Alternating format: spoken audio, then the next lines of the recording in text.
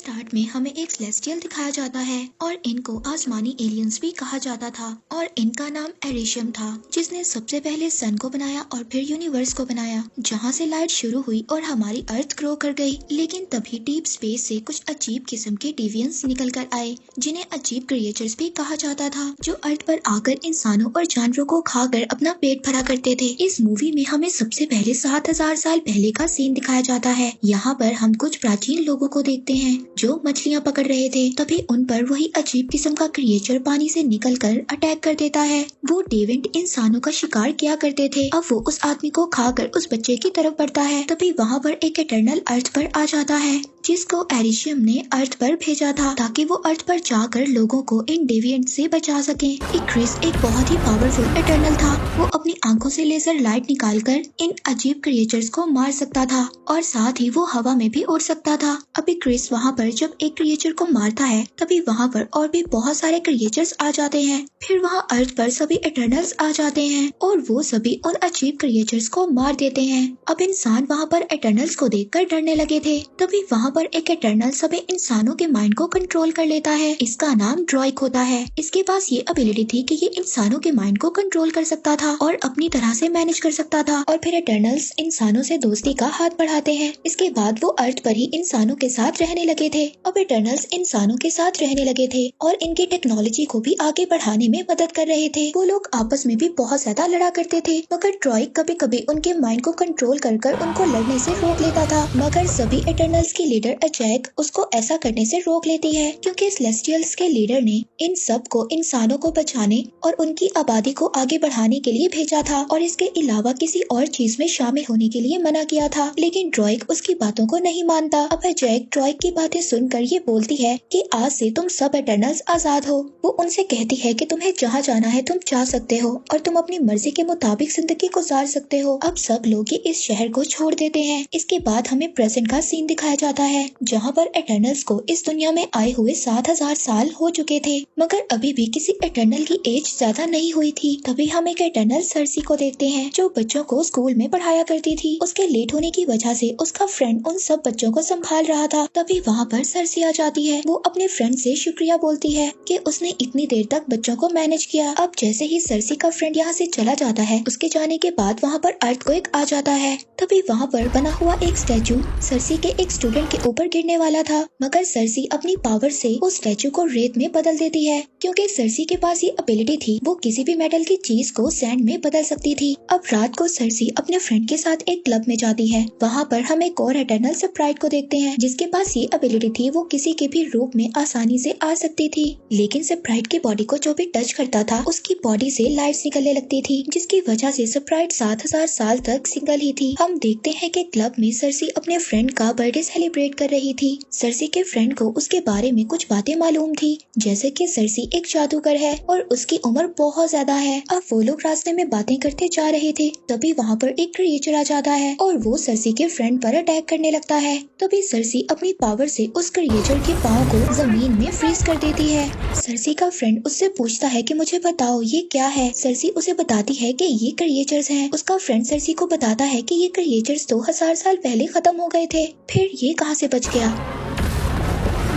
अब वो क्रिएचर अपने आप को सैंड से छुड़ाकर वहाँ से भाग जाता है। फिर सर्सी और स्प्राइट उस क्रिएचर का पीछा करने लगते हैं। सर्सी का फ्रेंड भी सर्सी की तरह जंप करने की कोशिश करता है, लेकिन उससे ऐसा नहीं हो पाता। अब सर्सी उस क्रिएचर को डिस्ट्रैक्ट करने की कोशिश करती है, लेकिन वो क्रिएचर डिस्ट्रैक्ट नहीं होता और वो स्प्राइट पर अटैक कर देता है। तभी वहाँ पर एक क्रिस आकर उस क्रिएचर को इंजर्ड कर देता है, लेकिन वो देखते हैं कि वो क्रिएचर खुद को हील करने की एबिलिटी रखता था और ऐसी पावर्स इटर्नल के लीडर एजेक के ही पास थी। क्रिस वापस से उस क्रिएचर पर अटैक करता है, लेकिन वो क्रिएचर वहाँ से भाग जाता है। अब यहाँ पर हमें ये भी पता चलता है कि क्रिस ने सर्सी से 5000 साल पहले शादी की थी और फिर 2000 साल पहले क्रिस सर्सी को छोड़कर चला भी गया था। सर्सी अपने फ्रेंड से ये कहती है कि अब मुझे जाना होगा, मेरी कुछ लोगों को हेल्प की जरूरत है। लेकिन उसका फ्रेंड उसको कहता है कि अगर तुम कोई सुपर हीरो हो तो अर्थ पर इतनी ज्यादा प्रॉब्लम्स आई, उस वक्त तुम कहाँ थे। सर्सी उसको कहती है कि हमें अर्थ पर सिर्फ क्रिएचर्स को मारने के लिए भेजा गया है और और हमें कोई और काम करने की इजाजत नहीं दी गई थी सिवाय इस आबादी को बढ़ाने और अर्थ पर लोगों की टेक्नोलॉजी को इंक्रीज करने में। तीनों एजिक से मिलने जाते हैं ताकि वो जाकर अपने लीडर को बता सके कि क्रिएचर्स दोबारा से अर्थ पर आ गए हैं और इस बार वो बहुत ज्यादा पावरफुल हैं। और जब वो एजिक के पास पहुंचते हैं तो उनको पता चलता है कि एजिक मर चुकी है और ये अर्थ पर पहली बार हुआ था कि किसी इटर्नल की डेथ हुई थी। वो लोग समझ जाते हैं कि एजिक को उसी क्रिएचर ने मारा है जिसने पहले भी उन लोगों पर अटैक किया था और उस क्रिएचर ने एजिक को मारकर उसकी सारी पावर्स ले ली हैं। हम देखते हैं कि एजिक के गले से एक पावरफुल स्टोन निकलता है और वो स्टोन सर्सी की बॉडी के अंदर चला जाता है। यानी कि एजिक ने मरने के बाद सर्सी को इटर्नल्स का लीडर चुना था। अब सर्सी एरिशियम से बातें कर सकती थी। अब ये लोग अपनी टीम को इकट्ठा करने का फैसला करते हैं ताकि वो एक बार फिर से सभी इटर्नल्स मिलकर उन क्रिएचर्स को मार सके। अब वो सबसे पहले किंगो के पास जाते हैं। किंगो के पास ये एबिलिटी थी कि वो अपनी फिंगर से छोटी छोटी आग की गोलियों को निकाल सकता था। अब किंगो एक सुपरस्टार बन चुका था और उसने बहुत ज्यादा मूवीज भी की थी। अब वो किंगो को अपने साथ आने का कहते हैं। वो कहता है कि मुझे बहुत ज्यादा काम है और मैंने बहुत ज्यादा मूवीज को साइन भी किया है। जब किंगो अपने लीडर का सुनता है कि वो मर चुकी है तो किंगो ये सुनकर बहुत ज्यादा उदास हो जाता है और फिर वो अपने मैनेजर के कहने पर जाने के लिए तैयार हो जाता है। अब वो लोग किंगो के प्राइवेट प्लेन से ऑस्ट्रेलिया जाते हैं जहाँ पर उनके 2 और इटर्नल्स रहते थे। और वो लोग जब वहाँ पर पहुँचते हैं तो देखते हैं कि एक बहुत बड़ा क्रिएचर मरा हुआ है। किंगो का मैनेजर उसको कहता है कि ये क्रिएचर्स तो बहुत खूबसूरत हुआ करते थे। किंगो अपने मैनेजर को कहता है कि क्या तुम्हारा दिमाग खराब है, ये बदबूदार सड़ा हुआ क्रिएचर तुम्हें किस एंगल से खूबसूरत लगता है। अब वो यहाँ पर अपने एक और मेंबर से मिलते हैं जिसका नाम गिलगमेश था। वो उनसे पूछता है कि क्या तुम मेरा केक ट्राई करोगे। जब ये लोग इसको एजिक के मरने की खबर सुनाते हैं तो ये बहुत ज्यादा उदास हो जाता है और इसके हाथ से बना हुआ केक भी गिर जाता है।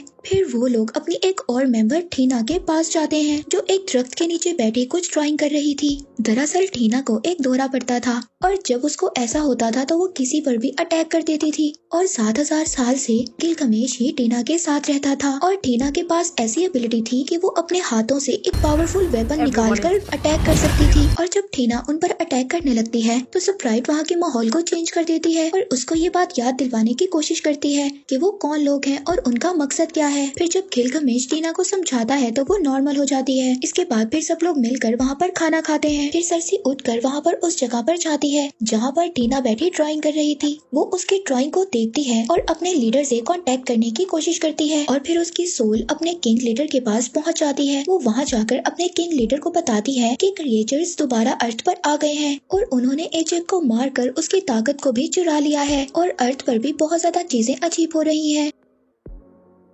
जिस पर एरिशियम उनका लीडर उसको बताता है कि ये एक एमरजेंस की निशानी है। सरसी उससे पूछती है कि एमरजेंस क्या होता है। वो सरसी से कहता है कि अब वक्त आ गया है, तुम लोगों को तुम्हारे असल मकसद के बारे में बताया जाए। दरअसल तुम लोगों को अर्थ पर क्रिएचर्स को मारने के लिए भेजा गया था और मैंने कई हजार साल एक बीज अर्थ पर भी बोया था और उस बीज को बड़ा होने में अरबों सालों और इंसानों की एनर्जी चाहिए थी। लेकिन जब मैंने इंसानों और जानवरों को बनाया तो मुझसे एक गलती हो गई और उस गलती से वो अजीब डेविंट क्रिएचर्स पैदा हुए जो अर्थ पर लोगों की आबादी को खाकर खत्म कर रहे थे। तब मैंने तुम्हें और तुम्हारे जैसे बहुत ज्यादा इटर्नल्स को बनाया ताकि तुम्हारे जरिए मैं उन डेविंट क्रिएचर को मार सकूं। सरसी उनसे पूछती है कि क्या ये बात एजिक को पता थी। यहाँ पर वो सरसी को ये भी बताते हैं कि तुमने और एजिक ने कई बार सेलेस्टियल को अर्थ पर पैदा होने में मदद की है। तो सरसी उनसे कहती है कि ये सब बातें मुझे क्यों नहीं याद। वो उसको कहते हैं कि मैं हर बार तुम्हारी यादों को इरेज कर देता हूँ, इसीलिए तुम्हें कुछ भी नहीं याद। यहाँ पर एक और बात भी हमें पता चलती है, जो ठीना को ड्रीम्स आते थे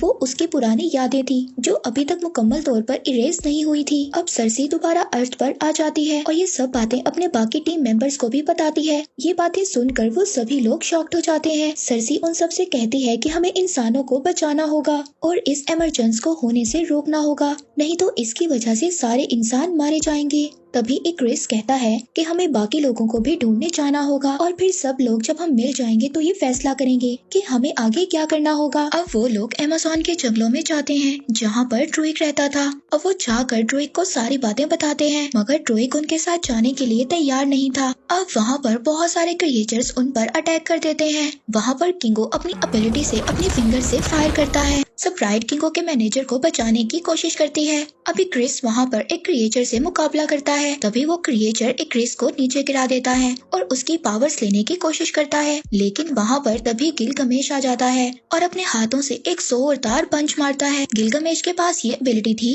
कि वो अपने हाथों को एक बहुत ही मजबूत हथौड़े के तौर पर इस्तेमाल कर सकता था। जब सरसी पर एक क्रिएचर अटैक करने की कोशिश करता है, तभी सरसी उस क्रिएचर को एक ट्रे में बदल देती है। दूसरी तरफ ये क्रिएचर्स जब टीना पर अटैक करते हैं तो गिलगमेश आकर टीना को बचा लेता है, लेकिन वो क्रिएचर्स का लीडर गिलगमेश को मारकर उसकी पावर्स को अपने अंदर ट्रांसफर कर लेता है। जैसे ही वो गिलगमेश की पावर्स को अपने अंदर ट्रांसफर करता है, वो इंसानों की तरह बॉडी शेप में आ जाता है और वो उस एमरजेंस को भी समझ जाता है। इसके बाद गिलगमेश मर जाता है। वो जाते हुए टीना को ये बात कहता है कि मुझे याद रखना। इसके बाद सरसी और एक्रिस अपने एक और मेंबर फेस्टोस के पास जाते हैं। फेस्टोस उनको कहता है कि मैं अपनी फैमिली के साथ रहता हूँ और मैं तुम्हारे साथ नहीं आ सकता, लेकिन फिर वो जल्द ही मान जाता है और उनके साथ जाने के लिए तैयार हो जाता है। अब सभी इटर्नल्स मिलकर इराक जाते हैं। वहाँ पर 7000 साल से उनकी स्पेसशिप जमीन के अंदर थी। जब वो लोग अपनी स्पेसशिप के अंदर जाते हैं तो वहाँ पर मक्कारी पहले से ही मौजूद थी। मक्कारी उनकी वो मेंबर थी जो बोल नहीं सकती थी, लेकिन बिजली से ज्यादा तेज दौड़ सकती थी। फिर फेस्टोस वहाँ पर एक ऐसी टेक्नोलॉजी बनाता है जो सभी इटर्नल्स अपनी पावर्स को यूज कर उस इमरजेंसी को रोक सकें। वो उनको कहता है कि अगर क्रिएचर्स हमारी पावर्स को यूज कर सकते हैं तो हम भी सभी अपनी पावर्स को इकट्ठे इस्तेमाल कर सकते हैं। फेस्टोस के पास ये एबिलिटी थी। वो एक बहुत ही सहीन इंजीनियर था जिसने इंसानों की टेक्नोलॉजी को आगे बढ़ाने में मदद की थी। अब वहाँ पर सरसी ने जो लॉकेट में स्टोन पहना हुआ था वो चमकने लगता है। इस बात से सरसी को एहसास होता है कि एमरजेंस होने वाला है। फेस्टोस मक्कारी से कहता है कि तुम जाकर पता करो कि एमरजेंस कहाँ पर होने वाला है। अब मक्कारी पूरे अर्थ पर घूमकर एमरजेंस का पता लगा लेती है कि एमरजेंस कहाँ पर है। तभी वहाँ पर एक्रिस फेस्टोस की टेक्नोलॉजी मशीन को तोड़ देता है। इससे ये बात पता चलती है कि एक्रिस ने ही एजेक को मारा था। एजेक भी यही चाहती थी कि ये एमरजेंस रुक जाए, क्योंकि वो भी इंसानों को पसंद करने लगी थी। एक्रिस ने इसीलिए एजेक को भी मार दिया था। जब एजेक ने एक्रिस को ये बात बताई थी कि एमरजेंस होने वाला है और हमें सभी इटर्नल्स को इकट्ठा करके उनको बताना होगा, तब एक्रिस ने एजेक को उन क्रिएचर्स के आगे फेंक दिया था। उन क्रिएचर्स ने एजेक को मारकर उसकी पावर्स को ले लिया था। जब एजेक मर गई थी तो एक्रिस दोबारा से उसको उसके घर में छोड़ देता है। एक्रिस से जब ये लोग वजह पूछते हैं तो वो उनको बताता है कि मेरी जिंदगी दी हुई एरिशम की है और अगर तुम लोगों को भी मुझे मारना पड़ा तो मैं तुम्हें मार दूंगा। और ये सब कहकर एक्रिस वहाँ से चला जाता है और उसके साथ स्प्राइट भी चली जाती है। अब किंगो भी वहाँ से जाने वाला था। वो कहता है कि एक्रिस की हेल्प के बिना हम कुछ भी नहीं कर सकते और किंगो भी ये सब कहकर वहाँ से चला जाता है। अब उन तीनों के वहाँ से जाने के बाद और बाकी जो इटर्नल्स वहाँ पर बचे थे उनकी पावर्स काफी नहीं थी एमरजेंस को रोकने के लिए। तभी फेस्टोस सरसी से कहता है कि जो तुम्हारे अंदर पावर्स हैं वो तुम्हें और एरिशम को साथ में जोड़ सकती हैं। वो कहता है कि हम एक यूनिबैंड बना सकते हैं जिससे वो एमरजेंस रुक जाएगा। अब वो सरसी का स्टोन लेकर उससे एक बैंड तैयार करता है और फिर वो लोग अपने स्पेसशिप को लेकर उस जगह पर पहुंच जाते हैं जहां पर एमरजेंस स्टार्ट होने वाला था। वहां पर एक्रिस और स्प्राइट दोनों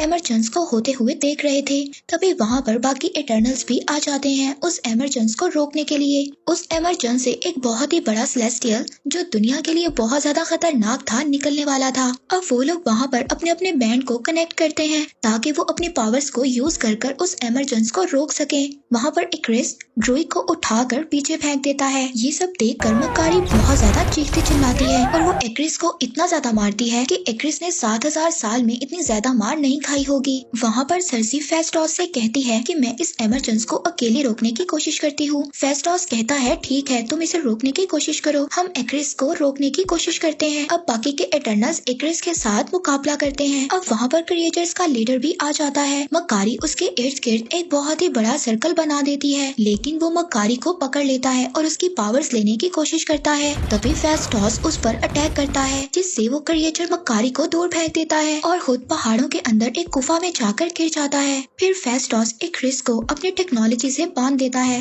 दूसरी तरफ सरसी जब एमरजेंस को रोक रही होती है, वहाँ पर स्प्राइट आकर एक चाकू से उस पर स्टैब कर देती है और कहती है कि मुझे इंसानों की जान नहीं बचानी, मैं 7,000 साल से अर्थ पर हूँ। मुझे ये कभी भी नहीं पता चला कि प्यार क्या होता है और फैमिली किसे कहते हैं। तभी ड्रूइग वहाँ पर आ जाता है और स्प्राइट के सर पर अटैक कर देता है। दूसरी तरफ हम ठीना को देखते हैं, जिसको पास्ट की बातें परेशान कर रही थी और वो डेविन क्रिएचर गिलगमेश बनकर उसकी पावर्स लेने की कोशिश कर रहा था। लेकिन तभी टीना को होश आ जाता है। वो अपनी पावर से एक बहुत ही खतरनाक वेपन्स पैदा करती है और तभी उस क्रिएचर के टुकड़े कर देती है। हम देखते हैं कि एमरजेंस शुरू हो गया था और आहिस्ता आहिस्ता सेलेस्टियल के हाथ बाहर आने वाले थे। सरसी अपनी पावर से उस सेलेस्टियल को रोकने की कोशिश कर रही थी। तभी एक क्रिस भी छूट जाता है और सरसी को मारने के लिए चला जाता है, मगर तभी उसको सरसी के साथ बिताए हुए मोमेंट्स याद आने लगते हैं और फिर एक क्रिस भी उनके साथ मिलकर उस एमरजेंस को रोकने में उनकी मदद करता है। अब एमरजेंस रुक जाती है और वो सेलेस्टियल और वो कयामत सेलेस्टियल पैदा होने से पहले ही मर जाता है। और फिर एक्रिस आखिरी बार सरसी को देखता है और खुद को सूरज में ले जाकर गुम कर देता है। दूसरी तरफ मकारी जब ड्रूइग को देखती है तो वो बहुत ज्यादा खुश होती है और उसको गले लगा लेती है। दूसरी तरफ सरसी स्प्राइट से कहती है कि अभी भी सेलेस्टियल्स की पावर मेरे अंदर मौजूद है। अगर तुम चाहो तो मैं तुम्हें ठीक कर सकती हूँ, लेकिन फिर तुम इंसान बन जाओगी और एक दिन मर जाओगी। जिस पर स्प्राइट कहती है कि हाँ मैं तैयार हूँ। इसके बाद वो लोग फेस्टॉस के घर डिनर करने जाते हैं और अब स्प्राइट स्कूल में एडमिशन ले लेती है। इसके बाद सरसी अपने फ्रेंड से मिलती है। वो उसको कहता है कि मैं तुम्हें कब से बताना चाह रहा हूँ, मैं इस अर्थ का नहीं हूँ। तभी आसमान पर एक पोर्टल ओपन होता है। एरिशम सरसी के साथ साथ बाकी इटर्नल्स को अपने पास वापस बुला लेते हैं और कहते हैं कि तुमने इंसानों को बचाने के लिए सेलेस्टियल का कत्ल किया है, लेकिन अभी मैं तुम्हें माफ कर रहा हूँ और अब मैं चाह रहा हूँ जब मैं वापस आऊंगा तब मैं अपना फैसला सुनाऊंगा कि तुम लोगों के साथ क्या करना है। और इसी के साथ ही मूवी यहीं पर एंड हो